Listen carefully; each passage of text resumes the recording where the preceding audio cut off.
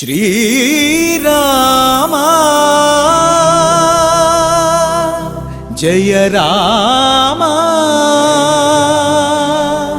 रघुराम।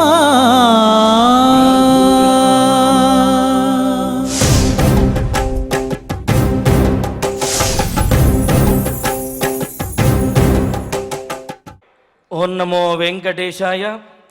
निगमशिखररत्नं नित्यमाशास्य रत्नं जननुतनृपरत्नं जानकीरूपरत्नं भुवनवलयरत्नं भूभुजामेकरत्नं रघुकुलवररत्नं पातु मां రామరత్నం।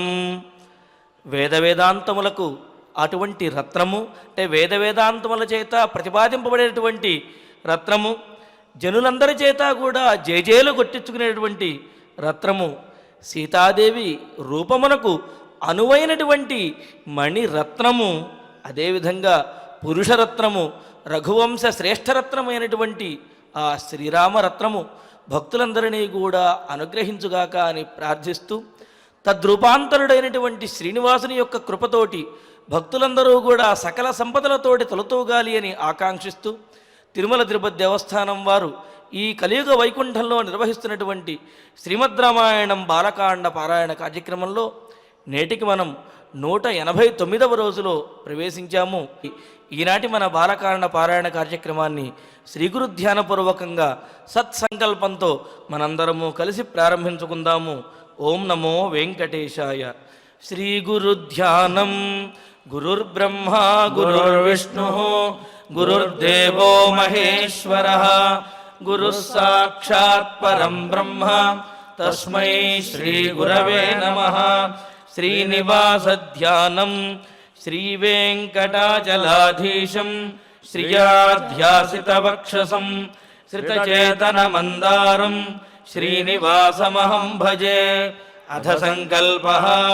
శ్రీమదాదివరాహ క్షేత్రే విరాజమానస్య శ్రీ పద్మావతీ జానేః అఖిలాండకోటి బ్రహ్మాండ నాయకస్య శ్రీరామచంద్ర రూపాంతరస్య భగవతః శ్రీ వెంకటేశ్వర స్వామినః సన్నిధౌ హనుమత్ సీతా లక్ష్మణ భరత శత్రుఘ్న పరివార సమేత శ్రీరామచంద్ర పరబ్రహ్మణః పరిపూర్ణానుగ్రహేణ అస్మిన్ భువనే అతిశీఘ్రమేవ విశూచికా క్రిమేః వినాశనార్థం భారతవర్షస్య అభివృద్ధౌ నిమగ్నానాం విద్యా విత్త వాణిజ్య కృషి వైద్య వైజ్ఞానిక దేశరక్షణాది రంగేషు విద్యమానానాం ఆస్తిక మహాజనానాం సర్వేషాం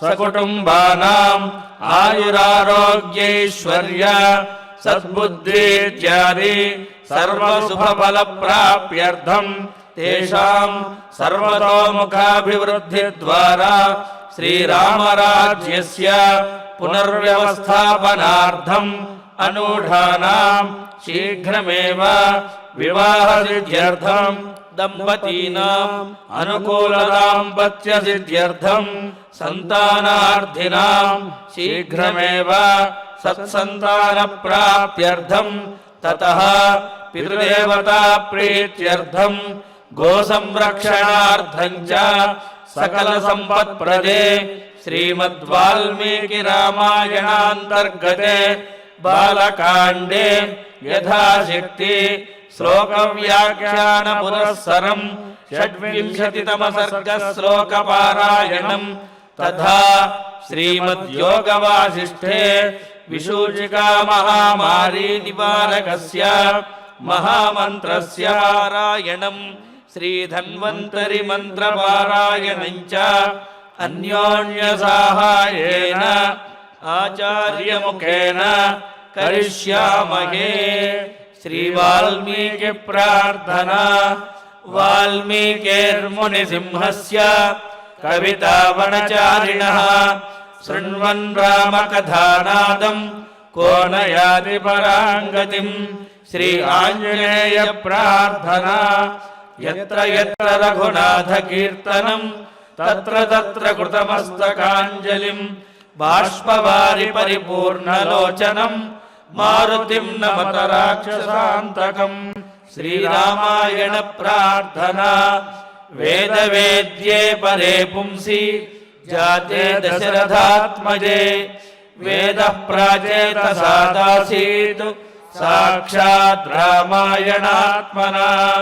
శ్రీరామ ప్రార్థనా. ఆపదామపహర్తారం దాతారం సర్వసంపదాం లోకాభిరామం శ్రీరామం భూయో భూయో నమామ్యహం. శ్రీరామచంద్ర పరబ్రహ్మణే నమః.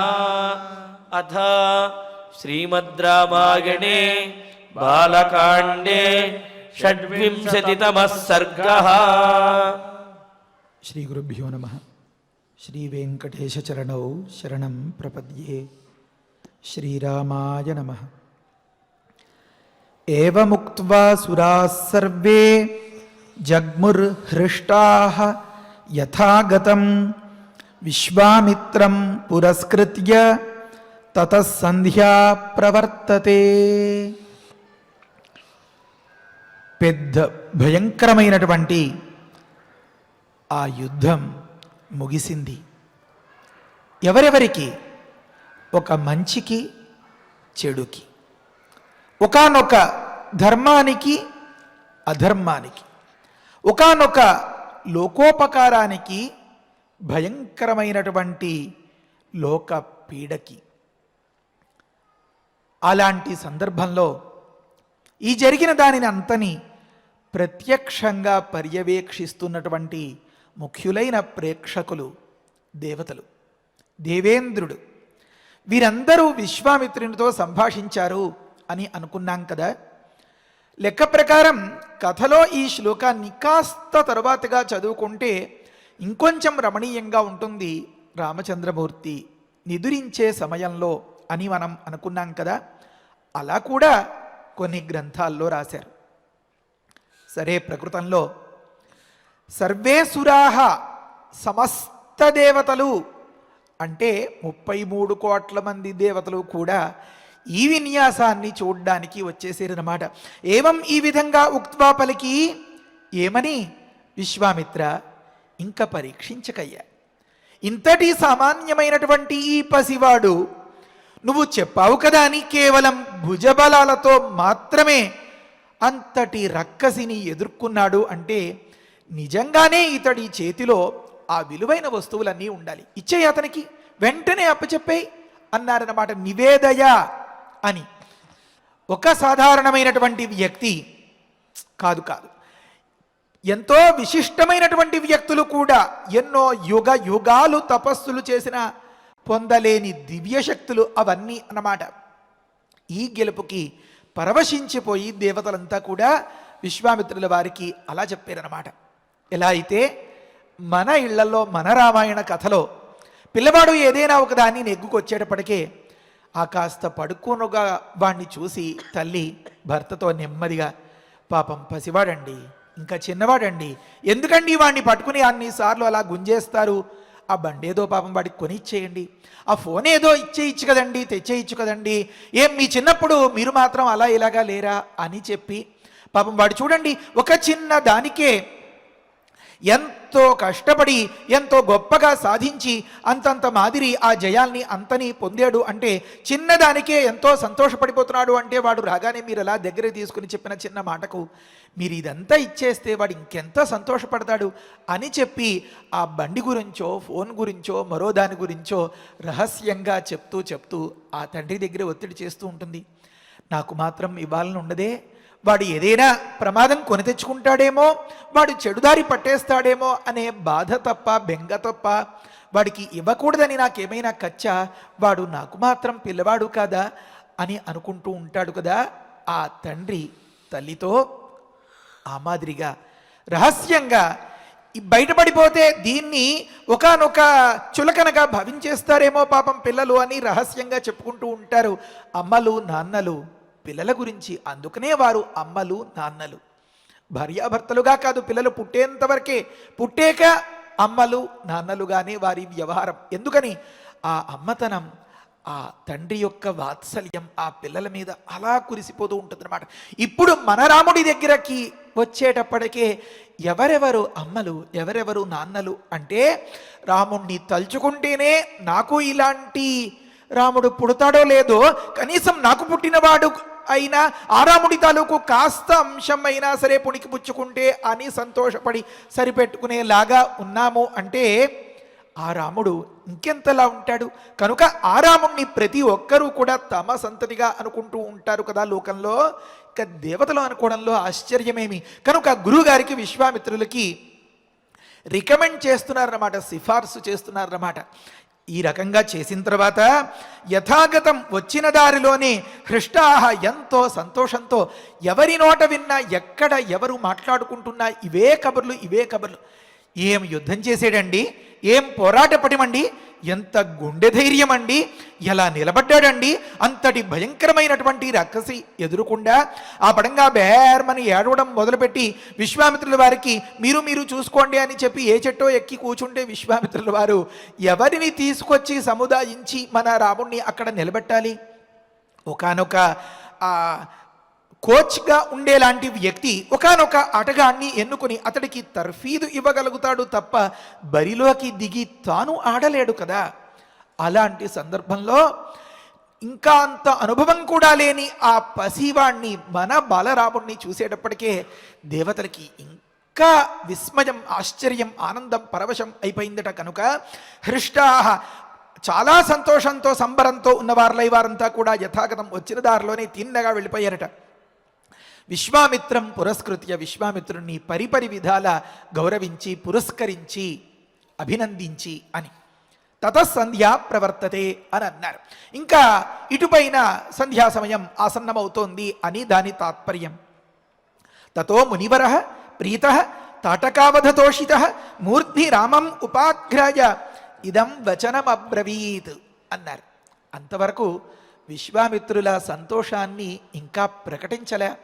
కాస్త బెట్టుగా కాస్త పట్టుగా ఉండేలాంటి మనస్తత్వం నాన్నలాగే విశ్వామిత్రుల వారిది.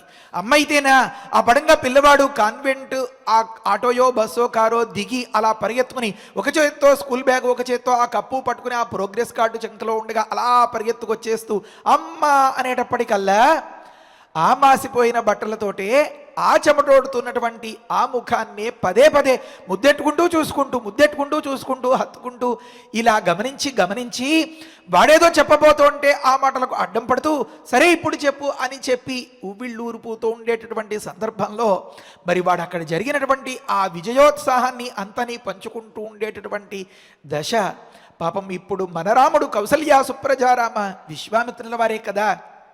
కనుక విశ్వామిత్రుల వారు తతః మునివరః ప్రీతః తనే సంతోషించేలాంటి విషయం, ఆ సంతోషం ఎప్పుడు అంతంతవుతుంది అంటే తన వారంతా కూడా తను అనునిత్యం ఎవరిని ఆరాధిస్తున్నారో వారంతా వచ్చి స్వయంగా మెచ్చుకుంటే మరి జనులా పుత్రుని కనుగొని పొగడగా అని కదా.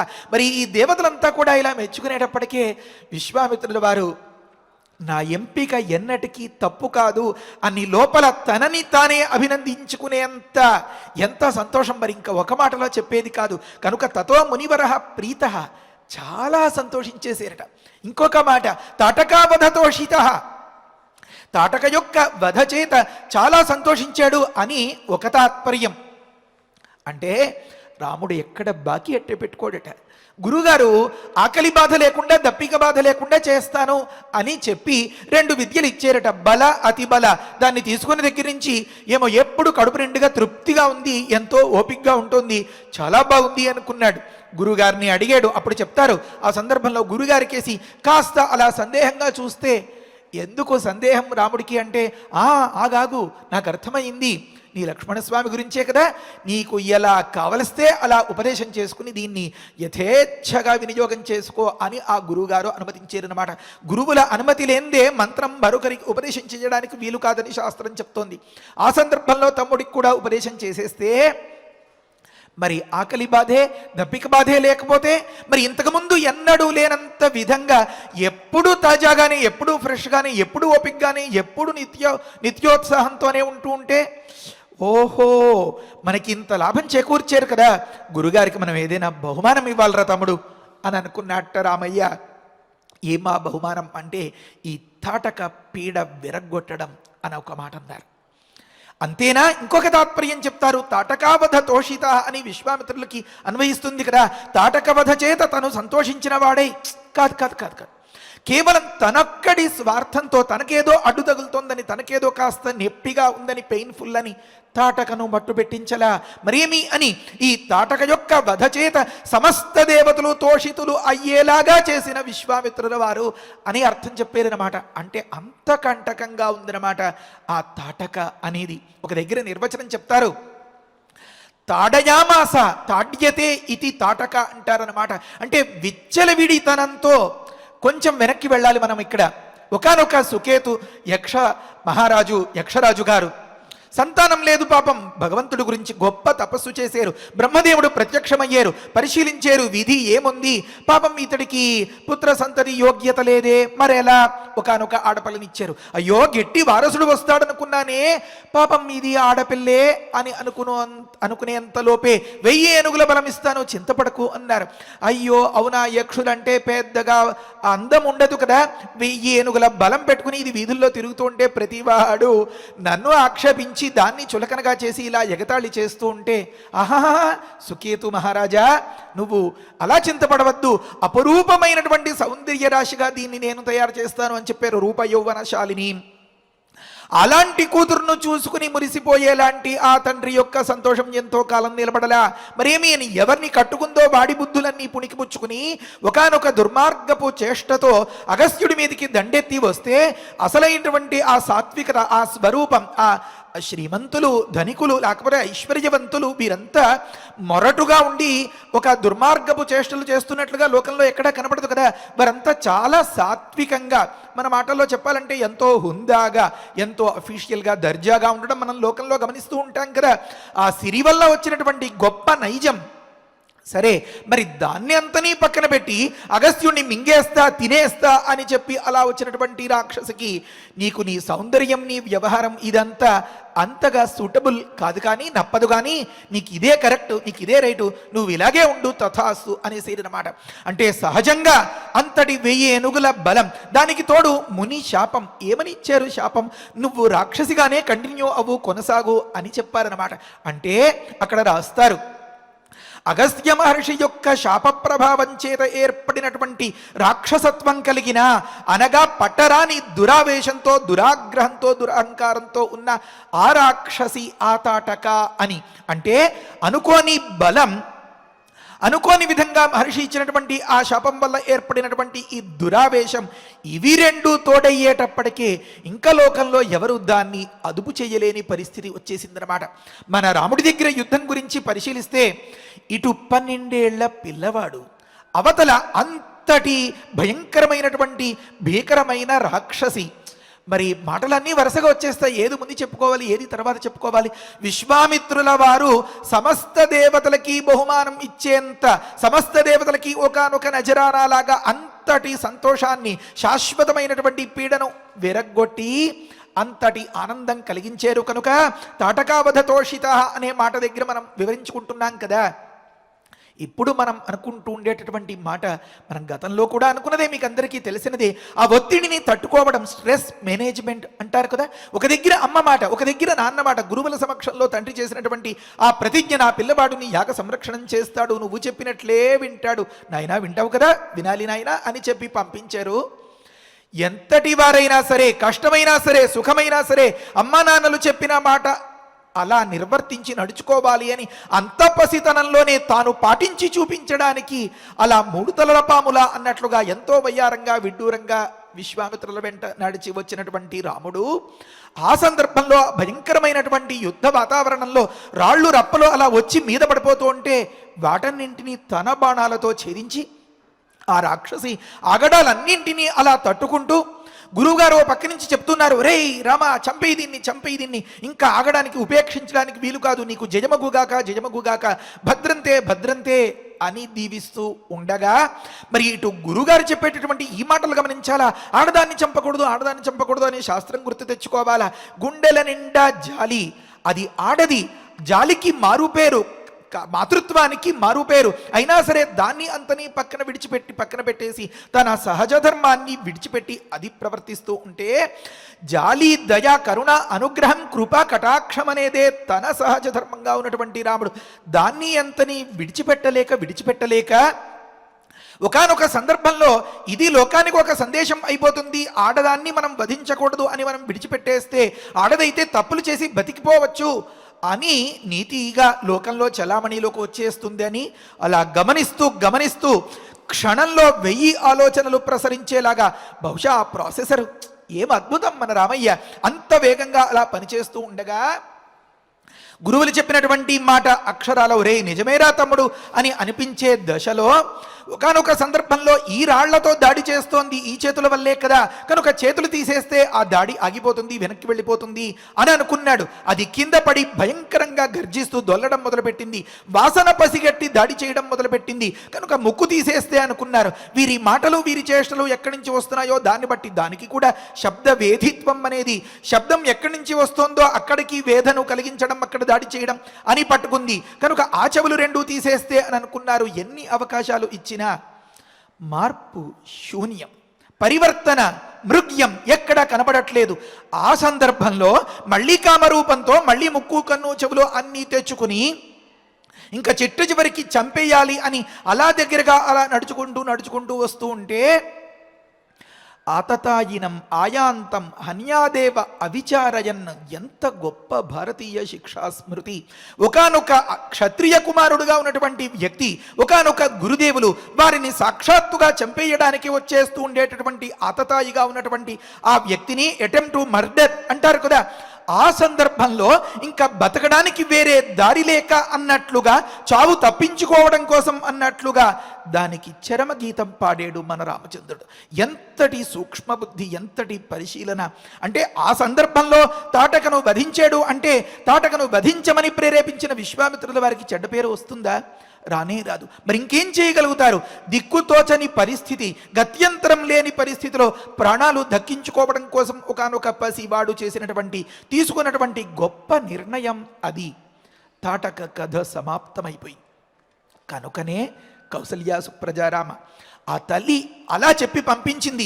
అసలు నిజంగా చెప్పాలంటే ఇంతటి భయంకరమైనటువంటి కీకారణ్యంలో, ఘోరారణ్యంలోకి విశ్వామిత్రుల వెంట కనీసం ఏ సైనికులు, అంగరక్షకులు కూడా లేకుండా తన దీవెనే శాశ్వతమైనటువంటి రక్ష అని అనుకుని అలా పంపించేసింది అంటే ఎంత ధైర్యం రాముడి మీద!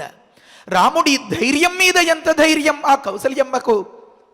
రితే బ్రాహ్మణ కార్యాద్వై కిమన్యత్ కార్యమస్థితే, కౌసల్యమ్మ చెప్పి పంపించింది కదా. ఆ సందర్భంలో మనం గుర్తించాల్సినటువంటి అంశాలు ఎన్నెన్నో మీకందరికీ ఆలోచనలకు వచ్చేవే, మనం గతంలో చెప్పుకున్నవే.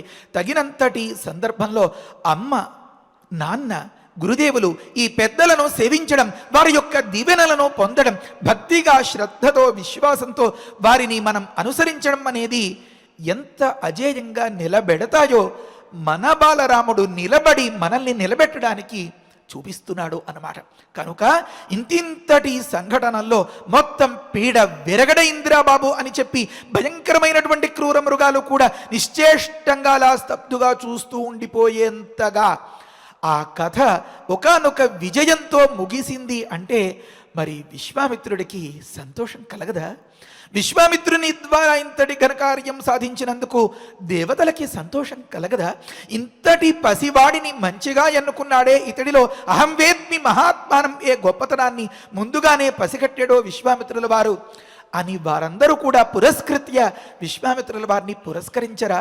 కనుక తను ఎన్నుకున్నటువంటి ఈ ఆటగాడు చెలరేగిపోయి ఈ మాదిరిగా ఏ ఒక్క దగ్గర తప్పటడుగు, రాంగ్ స్టెప్ పడకుండా సరైన సమయానికి సరైన నిర్ణయాన్ని తీసుకుని తన పరువును నిలబెట్టినట్లుగా ఈ లోకం యొక్క శుభ పరంపరను నిలబెట్టి అంత అజేయంగా నిలబడినటువంటి ఆ రాముణ్ణి, ఆ లక్ష్మణుణ్ణి దగ్గరగా తీసుకుని తల నిమురుతూ గాఢంగా ముద్దు పెట్టుకుని ఎంతో తృప్తిగా, ఎంతో సంతోషంగా, ఎంత కష్టపెట్టేనరా రామా నిన్ను అని చెప్పి ఆలింగనం చేసుకుని తతో మునివర ప్రీత తాటకాపథతోషిత మూర్ధ్ని రామం ఉపాగ్రాయ, పిల్లల మీద పటరాని ఆనందం వచ్చేస్తే ఆ తల్లి ఏం చేస్తుంది? ఆ తల నిమురి ఆ నుదురు వాసన చూసి గట్టిగా దగ్గరకు హత్తుకొని ఆ పిల్లవాడితోటి ఆ మాతృత్వం వల్ల, ఆ వాత్సల్యం వల్ల ఈ ఆనంద పారవశ్యం అనేది అలా సెలయేరులాగా ప్రవహిస్తూ ఉంటే ఆ పిల్లవాడితోటి పరవశంతో ఎంతో సంతోషంతో మాట్లాడుతుంది కదా.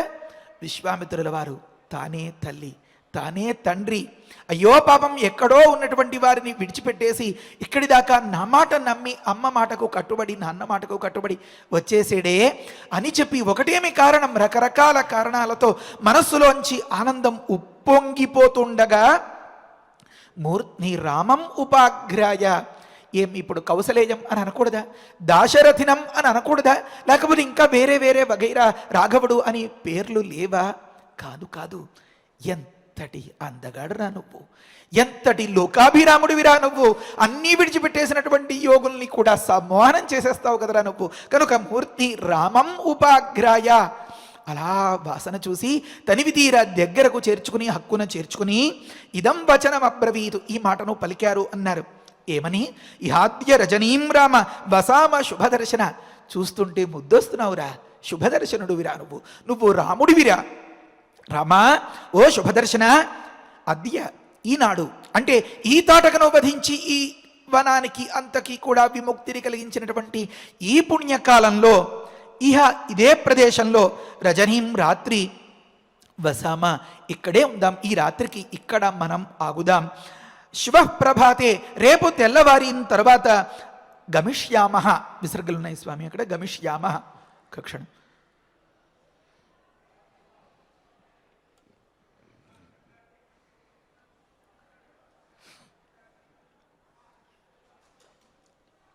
శ్రీరామ, మనం బయలుదేరి పెడదాం. ఎక్కడికి? తదాశ్రమ పదం మమ, నా చోటికి వెడదాం. అది ఏమి అది అంటే వనం, లేకపోతే ఇంకా కుటీరం, ఇంకా పర్ణశాల వగైరాలు మాటలు కాదు. ఇది కూడా గతంలో చాలాసార్లు అనుకున్నదే. ఆశ్రమ పదం. మనం లోకంలో స్పర్ధ, తిరస్కార, కలి, ప్రమాద, భయాలు, ఈర్ష్యలు, అసూయలు, కక్షలు, కార్పణ్యాలు, పగలు, ద్వేషాలు, వీటికి వేటికి తావు లేకుండా అంతా పరమాత్మ స్వరూపం అని చెప్పి ఏది ఉంది ఏది లేదు, ఏది తిన్నాం ఏది అనుభవించాం ఏది లేదు అనే బెంగలు, బాధలు, ఈ చిరాకులు ఏది లేకుండా అంత హాయిగా కేవలం భగవద్ధ్యానమే, ఆ భగవంతుడే నేను, నేనే భగవంతుడు, నారాముడు అనుకునేలాగా ఉండేలాంటి చోటు కనుక. అంటే ఏమర్థం? మనస్సు సేద తీరే చోటు కనుక, శ్రమ నివర్తకమైన చోటు కనుక అది నా ఆశ్రమం రామ, అక్కడకు వెడదాం మనం అని చెప్పారట. ఇది విన్న రాముడికి చాలా సంతోషం అని అనిపించింది. అంటే ఏమి, ఇంకా మనం వెళ్ళాల్సినటువంటి లక్ష్యం దగ్గరలోనే ఉంది అని కాబోలు, లేకపోతే ఇంతవరకు అలసిపోయాం కదా, ఇంకా ఈ రాత్రంతా కూడా నడిపించేస్తారేమో గురుగారు అనే బెంగకు చెక్ పెట్టేలాగా, ఒకనొక ముగింపు పలికేలాగా ఇక్కడ విశ్రాంతి తీసుకుందాం అనే మాటకు కాబోలు ఏ రకంగా అయితే ఎలా ఆలోచిస్తే చాలా సంతోషం అనిపించింది. విశ్వామిత్ర వచశ్రుత్వ హృష్ట దశరథాత్మజ. గమనించండి, వాల్మీకి మహర్షి ఎక్కడెక్కడ ఎలాంటి ప్రయోగాలు చేస్తున్నారో. ఒక దగ్గర కౌసల్యాసు ప్రజారామ, ఒక దగ్గర రామ శుభదర్శన, ఒక దగ్గర దశరథాత్మజ అని అన్నమాట. అంటే ఇక్కడ ఒక రహస్యార్థం ఉంది. దశరథ కొడుకు అని చెప్పడంలో ఏమి తాత్పర్యం అంటే, ఒకానొక మహారాజు ఒకానొక లోకానికి పీడని కలిగించేలాంటి దాన్ని మట్టు పెట్టిన సందర్భంలో ఇంకా శత్రుశేషం రుణశేషం మిగల్చకూడదు అని అంటారు కనుక, ఇంకేమైనా తర్వాయి ఉన్నాయా అని వెతికి పట్టి వేటాడి వాటిని పూర్తిగా అంటే సమూలంగా తుడిచేయాలి. కనుక రాముడు కూడా, గురుగారు నేను అదే అనుకుంటున్నానండి, ఎందుకంటే ఈ రాత్రి మనం కనుక ఇక్కడే ఉన్నట్లయితే, ఇక్కడే అంటే ఇక్కడ తాటకావనం అని కదా పేరు, కరుష దేశము మలయ దేశము అనే పేర్లు ఎప్పుడో చెరిగిపోయాయి. ఇది తాటక ఆక్రమించి ఇలాగ శ్మశానంగా తయారు చేసినటువంటి ఈ గడ్డ మీద ఇక్కడే ఉండాలి మనం. ఎందుకని? ఎవరైనా ఇంకా అనుయాయులు తర్వాయి ఉండి వచ్చే వాళ్ళు ఎవరైనా ఉంటే సవాళ్ళని తొడగొట్టి వారందరికీ కూడా సరైన సమాధానం చెప్పడానికి గురుగారు, కనుక మనం ఇక్కడే ఉందాం ఈ రాత్రికి అని నిర్ణయించుకున్నాడట. కనుక చాలా హృష్ట సంతోషించిన వాడై విశ్వామిత్ర వచ, గురుదేవులైనటువంటి ఆ విశ్వామిత్రుల యొక్క వాక్కును హృష్టిత్వా విని దశరథాత్మజుడైనటువంటి మన రాముడు హృష్ట సంతోషించిన వాడై తత్ర తాటకావనే, ఆ తాటకావనంలో సుఖంగా నిర్భయంగా ఏ బెదురు లేకుండా రజనీం ఆ రాత్రిని, ఆ రాత్రి అంతా ఉవాస అక్కడే నివసించను అని అన్నారు. ఆ రాత్రి అక్కడ గడిపారన్నమాట రామలక్ష్మణులు ఇద్దరు, విశ్వామిత్రుల వారు. తరువాత మాట, ముక్తశాపం వనంతచ్చ తస్మిన్నేవ తదాహని రమణీయం విబభ్రాజ యథా చైత్రరథం వనం అని అన్నారు. ఆ తాటకా వనం ఎంతో గొప్పగా, ఎంతో కళకళలాడుతూ, ఎంతో శోభగా కనిపిస్తోందట. అదేమిటి, కొత్తగా అప్పటికప్పుడు ఏవైనా తంత్రాలు మంత్రాలు అవన్నీ చేసి ఏదో ఒకనొక తాత్కాలికమైనటువంటి ఏర్పాట్లాగా, ఒక మూవీ సెట్ లాగా ఏర్పాటు అయిపోయిందా అక్కడంతా? ఏమీ కానే కాదు. మరేమి అంటే, ఎలా అయితే కుబేరుడు యొక్క చైత్రరథం అనేటటువంటి ఒకనొక ఉద్యానవనం ఉంటుందో ఆ తోటలాగా అంత అందంగా, అంతటి సువాసనలతో, అంతటి మధురములైనటువంటి ఆ ఫలముల యొక్క ఆ పరిమళాలతో, ఆ పూల యొక్క సుగంధాలతో ఎంతో రమణీయంగా, ఎంతో హృదయంగా, ఎంతో ఆనందదాయకంగా ఉందట. అంటే ఏమి తాత్పర్యం? మనం నేర్చుకోవాల్సిన అంశం ఏమి అంటే, తాటకలాగా దుమ్మెత్తి పోసేస్తూ చేతికి అందినటువంటి ప్రతి ఉపాయాన్ని ఒకానొక ఆయుధంగా వాడుకుంటూ, నా అనుకున్న వారినే మట్టుబెట్టాలి, వారు తమ దారికి అడ్డు వస్తారు అని చెప్పి విచ్చలవిడిగా రెచ్చిపోయి పిచ్చి పిచ్చిగా ప్రవర్తిస్తూ ఆ రకంగా కుటుంబాన్ని చిన్నాభిన్నం చేసుకుంటూ ఉంటే 7 అంతస్తుల మేడైనా సరే అది ఎక్కడ శోభించదు, ఎక్కడ తృప్తి, శాంతి, సుఖం, సంతోషం అని ఉండనే ఉండదు. ఒకనొక చిన్న కథ చెప్తారు. ఒక వ్యాపారస్తుడు, ఒక వాణిజ్యవేత్త గొప్పగా విజయాన్ని సాధించాడు అని తెలుసుకున్నటువంటి స్నేహితుడు అభినందించడానికి వస్తాడట. వచ్చిన సందర్భంలో అతడు అడుగుతాట, ఏమనంటే ఈ జయాన్ని పొందిన ఈ వాణిజ్యవేత్తను, ఏమిరా నువ్వు నేను కలిపే వ్యాపారం మొదలుపెట్టాం కదా, ఇంతటి నీ విజయానికి కారణమైనటువంటిది ఏదైనా మంత్రమా, తంత్రమా, ఏదైనా యంత్రమా, కాస్త నాకు చెప్పరా అని అంటాట. అనగానే అతడు ఇలా ఆ సొరుగు లాగి ఒక్కసారి దాన్ని చూసుకుని మళ్ళీ వెంటనే సొరుగు మూసేస్తాడు. అదేమిరా నాకు కూడా రహస్యం చెప్పవా, చూపించవా అని అతడు బలవంతం చేస్తే, సరే చూడు అని చెప్పి ఆ సొరుగు తీస్తాడు. వాడు పాపం తొందరపడి మీదకి వంగి అలా చూసేటప్పటికే ఇతడి భార్య ఫోటో ఉంటుంది అందులో. ఇదిరా నా విజయ రహస్యం, రాత్రి కానీ ఇంటికి వెళ్ళేనా అయిపోయిందనమాట, నా భరతం పట్టేస్తుందిరా, రాత్రి పగలు ఇదే ఆఫీసులో పడే అడుస్తూ ఉంటే ఏం చేయాలో పాలుపోక ఈ వ్యవహారాలే చక్కబెట్టుకుంటూ అందరి పని నేనే చేసుకుంటూ ఎక్కడా పొరపాటు రాకుండా ఇలా ముందుకు వెళ్తూ ఉన్న కారణంగా నేను నెగ్గేన్రా, అంతటి గయ్యల్రా బాబు అది, దాని దగ్గరికి వెళ్ళడానికి కూడా నాకు భయమే అని చెప్పుకున్నాయి. వాపోయేట పాపం ఆ విజయాన్ని పొందినటువంటి ఆ మిత్రుడు. ఆ మాదిరిగా ఉంటే ఎన్నెన్ని సంపాదనలు ఉంటే, ఎంతెంతటి అధికారాలు ఉంటే, ఎంతెంతటి పిల్లలుంటే, ఎన్నెన్ని రకాలుగా ఉంటే ఏం లాభం? ఏమీ లేదు. పండంటి పచ్చటి కాపరంలో ఈ విచ్చలవిడితనంతో యథేచ్ఛగా ప్రవర్తించేలాంటి, ఈ దురావేశంతో లేకపోతే దురాశలతో ఉండేలాంటి వ్యక్తులు కనుక ఉన్నట్లయితే అక్కడల్లా చిచ్చే. అది పెద్ద మేడైన సాధారణమైనటువంటి వాడు అనుభవించే ఆనందం కూడా దక్కకుండా ఉండేలాంటి చోటు అది శోభిస్తుందా? అది ప్రకాశిస్తుందా? ఏదో పవర్ కనెక్షన్ ఉంటే లేకపోతే పనివాళ్లను పిలిస్తే లైట్లు వేయచ్చు, కానీ హృదయంలో ఆనందం అనేటటువంటి వెలుగు ఎక్కడిది? లేనే లేదు. కనుక భయంకరమైనటువంటి క్రూర మృగాలు కూడా కృతజ్ఞతను చాటుకునేంతగా మన రాముడు ఆ వనానికి అంతటి ప్రశాంతతను కలిగించాడు. అంటే ఈ దురాశ, దుర్మార్గం, దురావేశం, దురహంకారం, దుశ్చేష్ట, విచ్చలవిడితనం, వీటితో కూడినటువంటి ఒకానొక ఏమి పేరు తాటక అనే దాన్ని అంతం చేస్తే, అంతరించి అప్పటి నుంచే ఆ క్షణం నుంచే దాని సహజ శోభ బయటకు వచ్చి ఒకానొక ప్రత్యేకమైనటువంటి గుర్తింపు వచ్చిందట. కనుకనే యథా చైత్రరథం, ఏ రకంగా అయితే కుబేరుని యొక్క చైత్రరథం అనే పేరు కలిగినటువంటి ఆ ఉద్యానవనం ఎంతో హాయిగా, ఎంతో విలాసంగా, ఎంతో ఉత్తేజంతో, ప్రశాంతంగా, ఏ చీకులు చింతలు కలతలు లేకుండా ఉంటుందో ఆ రకంగా ఉందట. అది రమణీయంగా విబభ్రాజ, బభ్రాజ అంటే ప్రకాశించను అనర్థం. భ్రాజులు దీప్తూ ఉంటారు. విబభ్రాజ విశేషంగా ఏ మూల చూసినా, ఏ పైన చూసినా, ఏ కింద చూసినా ఒకటే ప్రశాంతత. అంటే ఉండడం లేకపోవడం, చదువుకోవడం చదువుకోలేకపోవడం, అధికారం వగైరాలు వేటితో సంబంధం లేదు. ప్రశాంతత అనేది ఒకానొక సాత్వికత వల్ల వచ్చేది, ఒకానొక సాధుజనుల సమాగమం వల్ల వచ్చేది. అది మన రాముడు మనకి నేర్పిస్తున్నది. ఇప్పుడు గమనించండి మీరంతా, వాల్మీకి మహర్షి మన కథలో మన రాముణ్ణే కథానాయకుడుగా ఎందుకు ఎన్నుకున్నాడు? దశరథుడి గురించి రాయొచ్చు కదా, విశ్వామిత్రుల గురించి రాయొచ్చు కదా, వశిష్ఠుల గురించి రాయొచ్చు కదా, పరశురాముడి గురించి రాయొచ్చు కదా, ఇంకా రకరకాలు, కొంతమంది వీరులు, కొంతమంది శూరులు, కొంతమంది ధర్మిష్ఠులు, కొంతమంది తపోనిష్ట కలిగిన వాళ్ళు. కానీ కాదు, ఒకనొక పసివాడు అయినా సరే కోన్వస్మిన్ సాంప్రతంలోకే గుణవాన్ కశ్చ వీర్యవాన్ ధర్మజ్ఞశ్చ కృతజ్ఞశ్చ, ఎంత సూక్ష్మ ధర్మ పరిశీలనం, గురుగారి మీద ఎంత కృతజ్ఞత, అమ్మ మాట మీద ఎంత కట్టుబాటు, లేకపోతే ఎంత వీర్యవత్వం, ఎంత పోరాడినా సరే అలిసిపోనితనం అని అన్నమాట, ఎంత సుగుణ సంపత్తి, వీటన్నింటినీ ఒక దగ్గర ఏర్పరిచి ఒకనొక బొమ్మ గీస్తే అది మన రాముడు. కనుక ఆ వనమంతా కూడా అంత రమణీయంగా, అంత శోభగా, కుబేరుడి ఉద్యానవనంలాగా అలా శోభిస్తూ ఉందిట. నిహత్యతాం యక్షసుతాం స రామ ప్రశస్యమానస్సురసిద్ధ సంఘై ఉవాసతస్మిన్ మునినా సహైవ ప్రభాత వేళాం ప్రతిబోధ్యమాన. వాల్మీకి మహర్షికి కూడా హుషారు వచ్చేసింది కాబోలు. 8 అక్షరాల పాదాలతో ఉన్న శ్లోకాల్ని అంతటితో ఆపి కాస్త ప్రత్యేకంగా వడ్డించాలి అన్నట్లుగా ఒక పెద్ద శ్లోకాన్ని మన ముందు ఉంచారు. ఉపజాతి వృత్తం అంటారు దీన్ని.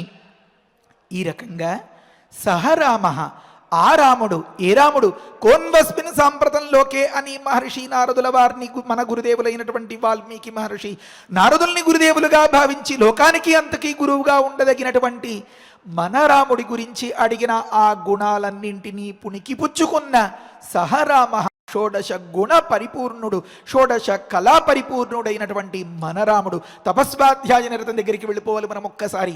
సహరామ, ఆరాముడు, యక్షసుతాం, ఆ యక్షరాజు కన్య అయినటువంటి ఈ దుశ్చేష్ట కలిగినటువంటి ఆతతాయి అయినటువంటి, అంటే తమను చంపదలిచినటువంటి ఆ రాక్షసిని నిహత్య, కొట్టి, అంటే ఏమి అమంగళకరంగా సర్గపూర్తి కాకూడదు. నిన్నటి రోజున మనం అనుకున్నాం కదా, సా పపాత మమారచ అనే దగ్గర సా ఆపపాత మం ఆరా అని విడదీసుకోవాలి అని మొట్టమొదట పపాత మమారా అని మాత్రమే విడదీస్తే బాణం దెబ్బకు అది పడింది.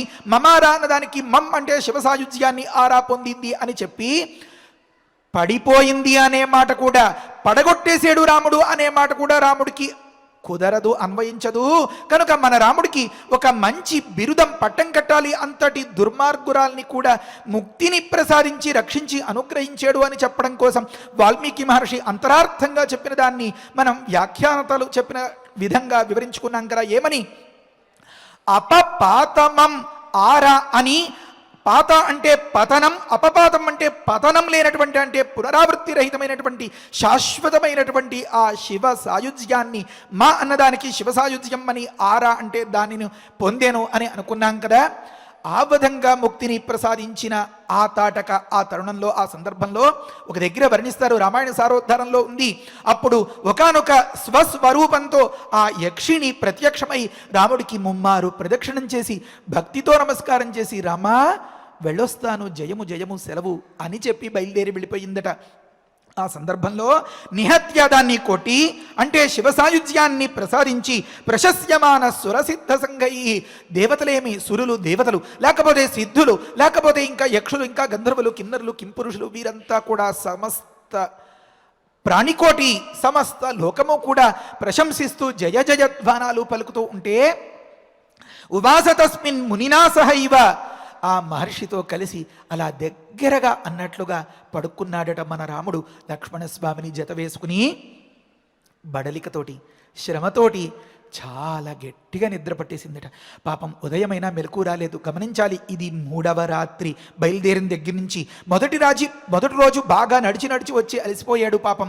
విశ్వామిత్రులు ముందుగా లేచిపోయి, నాయనా రామా లే అని, కౌసల్యా సుప్రజారామ ఉత్తిష్ట అని లేపారు. మరి 2వ రాత్రిలో ఒకానొక గంగ ఒడ్డున అలాంటి మహర్షులు అందరూ ఉండేటటువంటి ఆ కామాశ్రమం అనుకున్నాం కదా, శివాశ్రమం, అక్కడ మకాన్ చేశారు. అక్కడ వారందరికంటే ముందుగానే లేచిపోయి ఆ నది ఒడ్డున సంధ్యవారుస్తున్నటువంటి వారందరినీ చూసి గురువుల కంటే ముందు లేచిపోయి వారు తయారైపోయారు. అక్కడ ప్రబోధం లేదు. మరి ఇక్కడ పాపం చాలా అలసిపోయి సొమ్మసిల్లి అలా పడి ఉన్నాడా అన్నట్లుగా అలా నిద్రపోతూ ఉండేటటువంటి రాముణ్ణి ఉదయం విశ్వామిత్రుల వారు ముద్దుగా, ప్రేమగా, లాలనతో లేపేరట. ప్రభాత వేళాం ప్రతిబోధ్యమాన.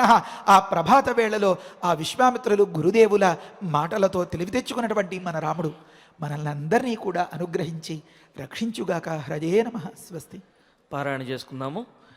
ఏవముక్త్వా సురాః సర్వే ఏవముక్త్వా సురాః సర్వే జగ్ముర్హృష్టా యథాగతం జగ్ముర్హృష్టా యథాగతం విశ్వామిత్రం పురస్కృత్య విశ్వామిత్రం పురస్కృత్య తతః సంధ్యా ప్రవర్తతే తతః సంధ్యా ప్రవర్తతే తతో మునివరః ప్రీతః తతో మునివరః ప్రీతః తాటకావధతోషితః తాటకావధతోషితః మూర్ధ్ని రామముపాఘ్రాయ మూర్ధ్ని రామముపాఘ్రాయ ఇదం వచనమబ్రవీత్ ఇదం వచనమబ్రవీత్ ఇహాద్య రజనీం రామ ఇహాద్య రజనీం రామ వసామశుభదర్శనః వసామశుభదర్శనః వసామశుభదర్శన వసామశుభదర్శన స్వప్రభాతే గమిష్యామః స్వప్రభాతే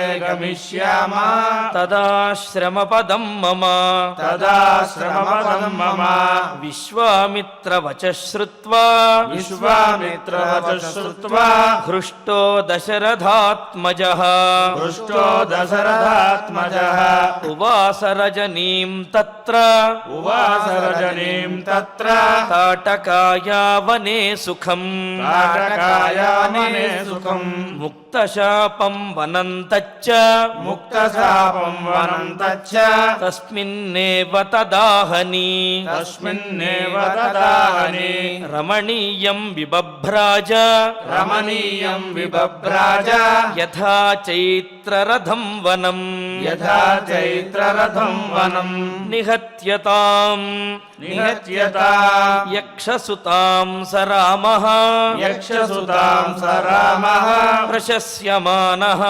ప్రశస్యమానః సురసిద్ధ సంఘైః సురసిద్ధ సంఘైః ఉవాస తస్మిన్ ఉవాస తస్మిన్ మునినా సహైవ మునినా సహైవ ప్రభాత వేళాం ప్రభాత వేళ ప్రతిబోధ్యమానః ప్రతిబోధ్యమానః ఇత్యార్షే ఇత్యార్షే శ్రీమద్ రామాయణే శ్రీమద్ రామాయణే బాలకాండే బాలకాండే షడ్వింశతితమః సర్గః షడ్వింశతితమః సర్గః రామచంద్రమూర్తి ధర్మ సంస్థాపన దుష్ట శిక్షణలో భాగంగా మొదట తాటకవధ ఆచరించారు. తాటక వధతోటి ఆ వనమంతా కూడా మరల కుబేరుని యొక్క వనంలాగా మరి ప్రకాశిస్తున్నదిట. ఆ వనంలో నవమన్మథాకారుడైనటువంటి రామచంద్రమూర్తి సేద తీరాడు. మరి తాటకవధ విషయంలో అనేకమైనటువంటి సంశయాలు ధర్మశాస్త్రాలు అన్నీ కూడా తిరగవేయవలసి వచ్చింది. రాముడు కూడా ఆలోచించవలసి వచ్చింది. కానీ ధర్మశాస్త్రంలోనూ భాగవతంలోనూ చెబుతున్నారు, పుమాన్ యోషిదుతక్లీబ ఆత్మ సంభావనోధమ భూతేషు నిరనుక్రోశ నృపాణం తద్వధో అవధ అని చెప్పి, అంటే భూతానాం భూతేషు ప్రాణులయందు నిరనుక్రోశ అంటే ఏ విధమైనటువంటి దయా లేకుండా ఎవరైతే ప్రాణులను హింసిస్తూ ఉంటారో అటువంటి వారు పురుషులైనప్పటికీ స్త్రీలైనప్పటికీ నపుంసకులైనప్పటికీ కూడా వారిని వధించి తీరవలసినదే. అటువంటి వారిని వధించడం అనేది రాజుల యొక్క కర్తవ్యము, అది వధ కాదు అని చెప్పి ధర్మశాస్త్రము భాగవతంలోనూ కూడా మనకు తెలియజేశారు. మరి ఈ విధంగా అతి క్రూరమైనటువంటి ఆ తాటకను వధించి ఆ తాటక వనాన్ని కాపాడి తాటక వనం మరల కుబేరుని యొక్క వనంలాగా ప్రకాశించే విధంగా స్వామివారు ఆ వనాన్ని చేకూర్చారు. మరి అటువంటి మోహనాకారుడైనటువంటి స్వామి యొక్క అనుగ్రహం భక్తులందరికీ కూడా కలగాలి అని చెప్పి ఆకాంక్షిస్తూ ఇక ఇప్పుడు ఫలశ్రుతి నుండి మంగళాంతం వరకు మనందరము కలిసి పారాయణ చేసి ఈ కార్యక్రమాన్ని సుసంపన్నం చేసుకుందాము. ఫలశ్రుతి కుటుంబ వృద్ధిం ధనధాన్య వృద్ధిం స్త్రియశ్చ ముఖ్యా సుఖముత్తమంచ శ్రుత్వా శుభం కావ్యమిదం మహార్థం ప్రాప్నోతి సర్వాం భువిజార్థ సిద్ధిం. శ్రీరామచంద్ర పరబ్రహ్మణే నమః. अथ श्रीमद्योगवासिष्ठे उत्पत्तिप्रकरणे एकोनसप्ततितमः सर्गः।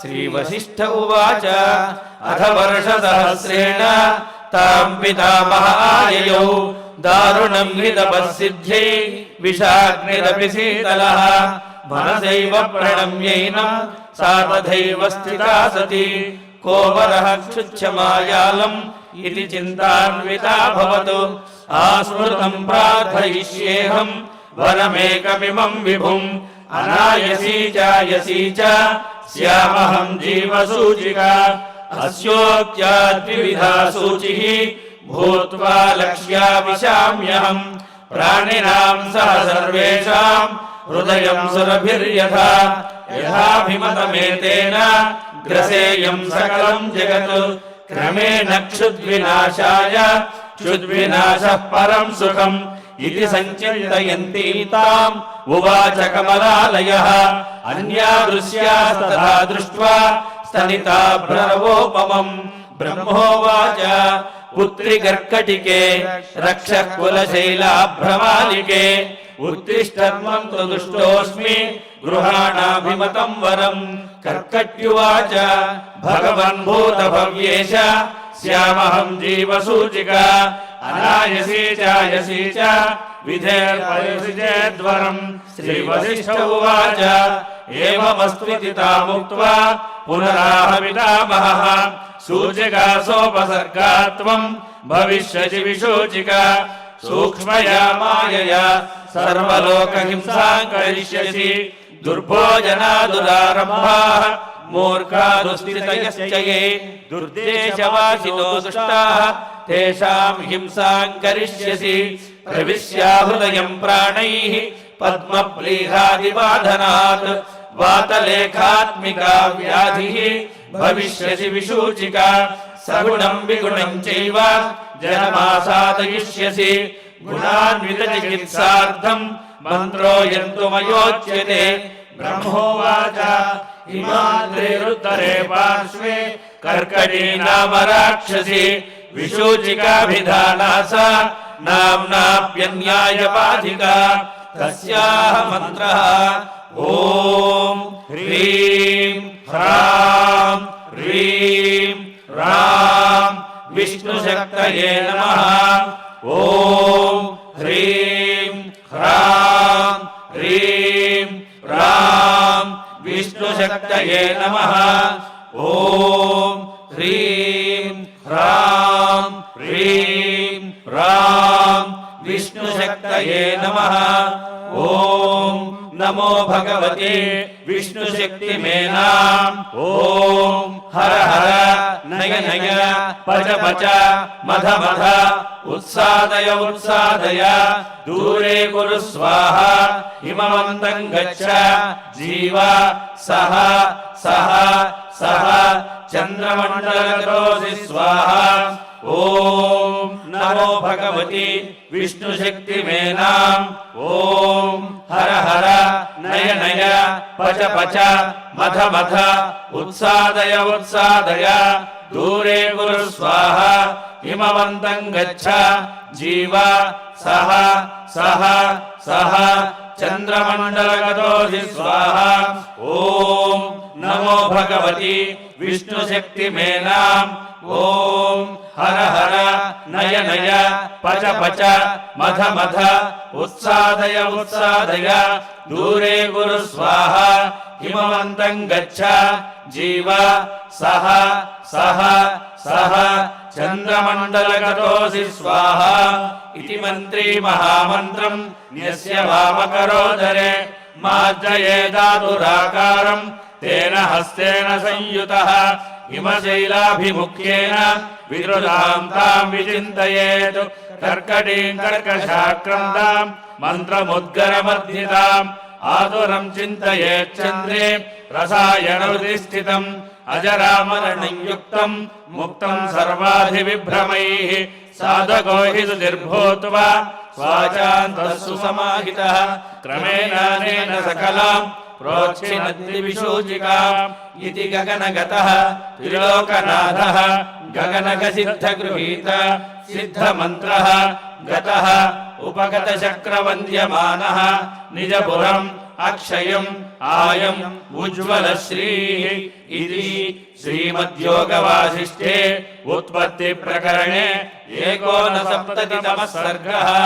अथ धन्वन्तरिध्यानम् अच्युतानन्द गोविन्द विष्णो नारायणामृत रोगान्मे नाशया शेषान् आशु धन्वन्तरे हरे आरोग्यम् दीर्घमायुष्यम् बलम् तेजो धियम् श्रियम् स्वभक्तेभ्यो न गृह्णन्तम् वन्दे धन्वन्तरिम् हरिम् धन्वन्तरेरिमम् श्लोकम् भक्त्या नित्यम् पठन्ति ये अनारोग्यम् न तेषाम् स्यात् सुखम् जीवन्ति ते चिरम्।